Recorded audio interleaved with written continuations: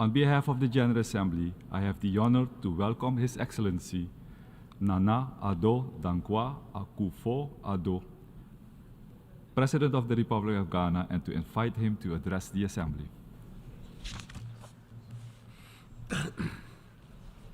Mr. President, Secretary General, Your Excellencies, Ghana presents her compliments to you, Mr. President, and extends congratulations on your election to preside over the sittings of the 78th session of the General Assembly. Ghana will also use this, the greatest of all platforms, to express the deep condolence and sympathies of our people and government to the peoples and governments of Morocco and Libya over the recent tragic events that have engulfed their countries. I do not need to employ any hyperbole, nor find any fancy words to state the reality of the situation humanity currently faces. Our world is not a happy place today. Wherever we look, and in whichever area of our lives to which we turn our attention, there is unhappiness, distrust, and loss of confidence in the structures that have guided the governance of the world since the end of the Second World War, nearly 8 decades ago. Mr. President, the theme chosen for this meeting is rebuilding trust and reigniting global solidarity, accelerating action on the 2030 Agenda and its sustainable development goals towards peace, prosperity, progress, and sustainability for all. The choice of the theme implies that there's general acknowledgement that things are not what they ought to be in our world. The mutual trust among nations that is required to ensure harmony has considerably diminished. The cohesion that we need to build the peace and prosperity of our societies is disintegrating and nearing Cold War lows. We do not seem to have any common values on which we can all agree, nor common goals to which we all aspire.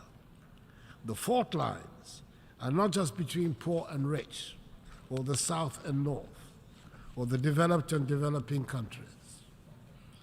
Even within well-established and rich countries, the tensions over trade, climate, political boundaries, and geopolitical spheres of influence are palpable. Long-held definitions are being challenged, and sacred truths and beliefs are being questioned or discarded outright, and in some instances, the deliberate peddling of blatant untruths has become acceptable.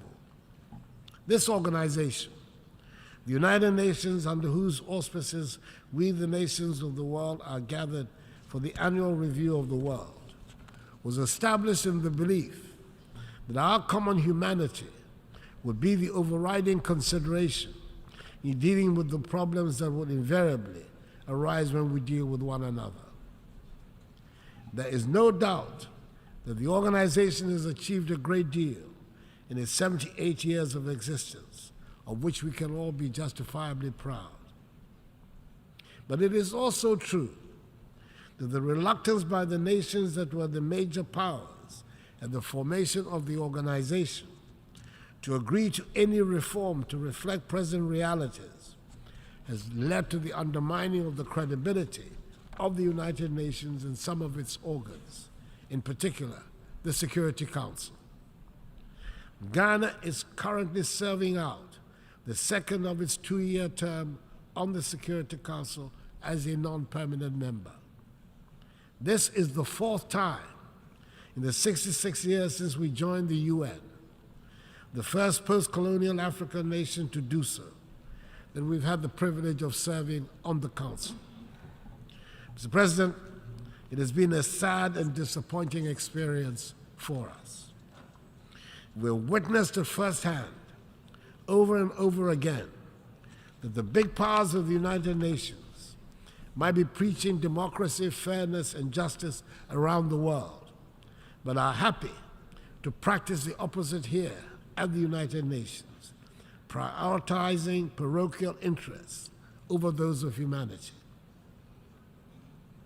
Back in 2017, the first time I addressed the General Assembly as President of my country, I spoke at length on the need to reform of the United Nations and of the Security Council in particular.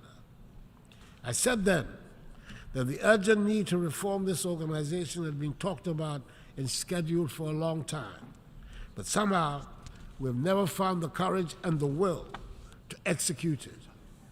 I said then that Ghana supports UN reform, especially of the Security Council, as set out in Africa's common position on UN reform, based on the Eswatini Consensus. Mr. President, I said then that the time was long overdue to correct the long-standing injustice that the current structure and composition of the United Nations Security Council represent for the nations of Africa.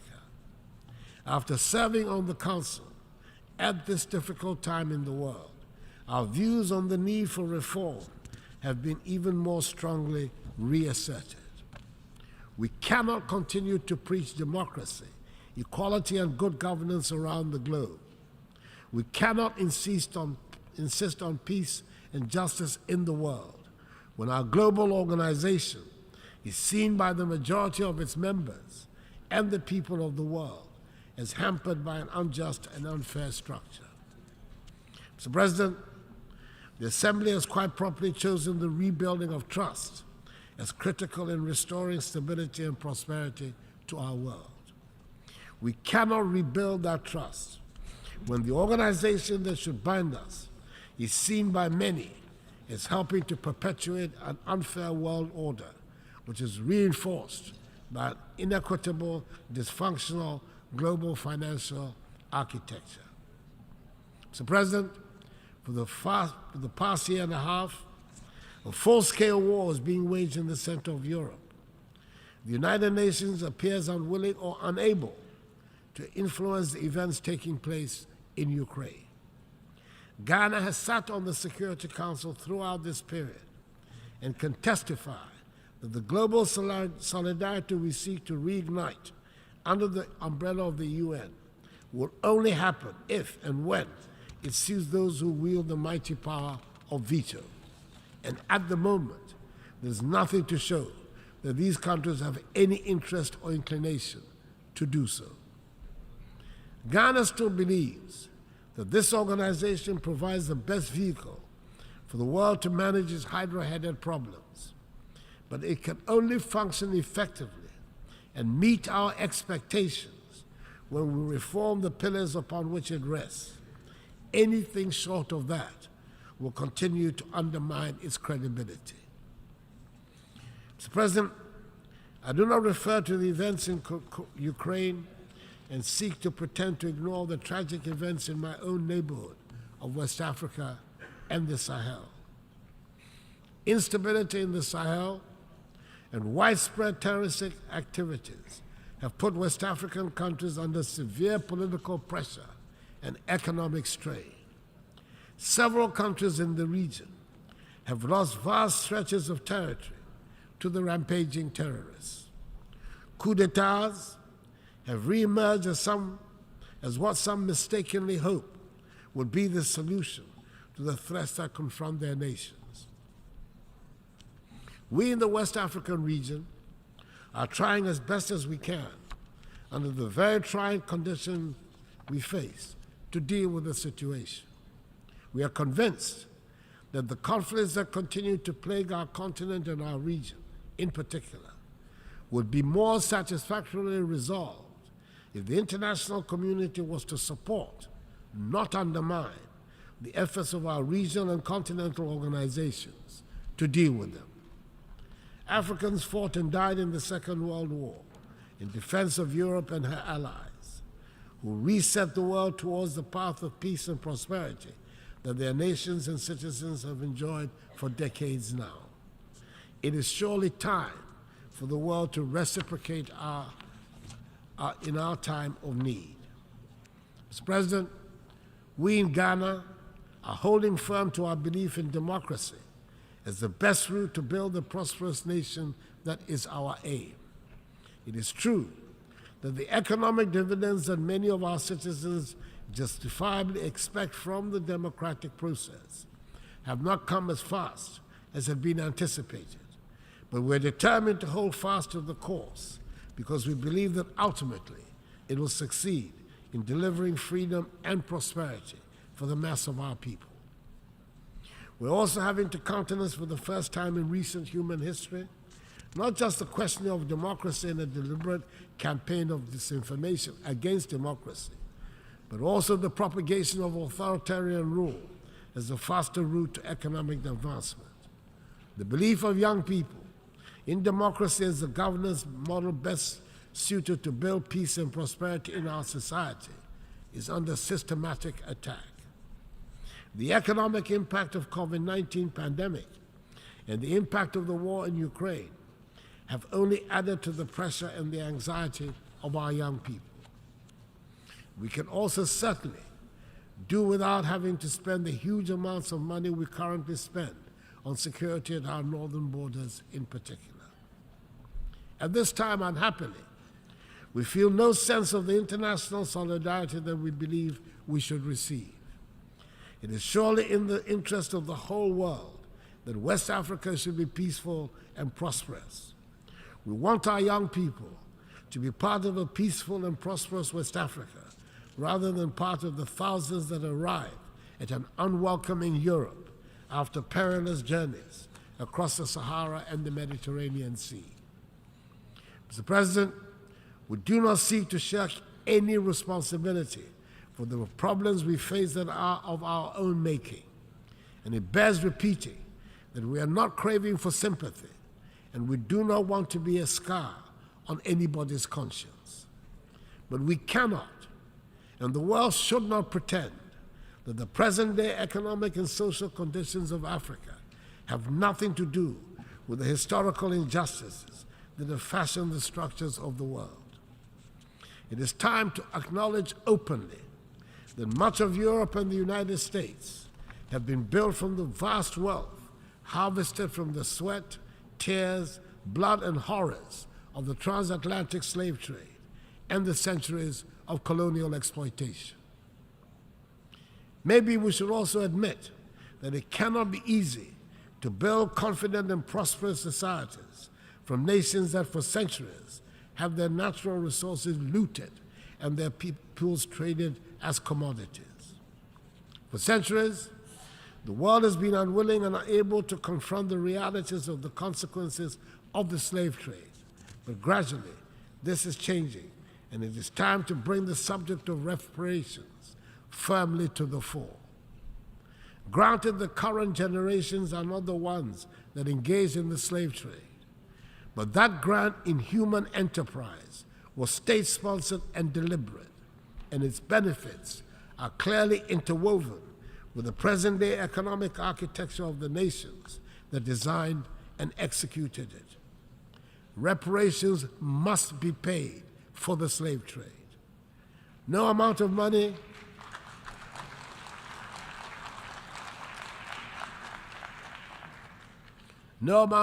will ever make up for the horrors, but it would make the point that evil was perpetrated, that millions of productive Africans were snatched from the embrace of our continent and put to work in the Americas and the Caribbean without compensation for their labor.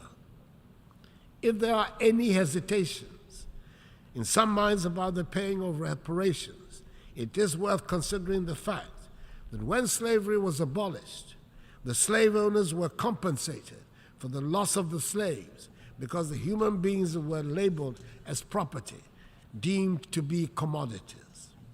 Surely, this is a matter that the world must confront and can no longer ignore. The African Union has authorized Ghana to hold a global conference on the issue in November in Accra. It is probably also the time to return to that vexed subject of illicit financial outflows out of the continent of Africa.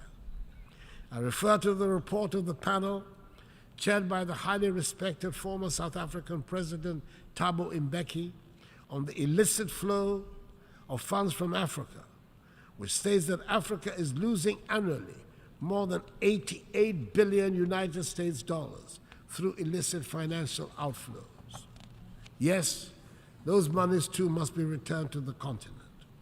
It is difficult to understand why the recipient countries are comfortable about retaining such funds and are happy to call those countries from whom the monies are taken as corrupt. I believe that a joint task force of the African Union Commission and the OECD Secretariat, under the auspices of the United Nations, should be charged to find ways of stopping the damaging outflows.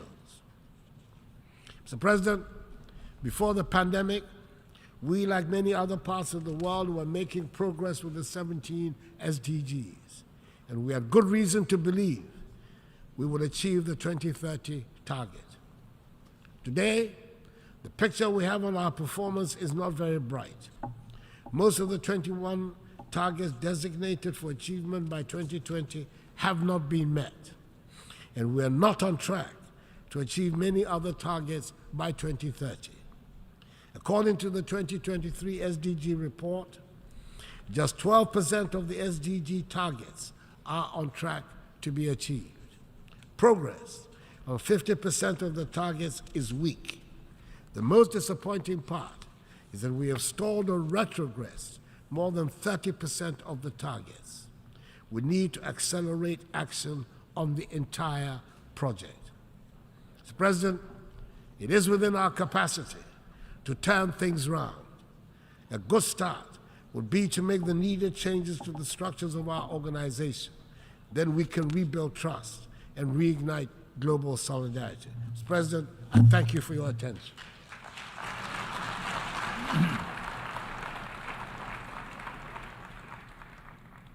On behalf of this Assembly, I wish to thank the President of the Republic of Ghana for the statement just made, and I request protocol to escort His Excellency. The Assembly will hear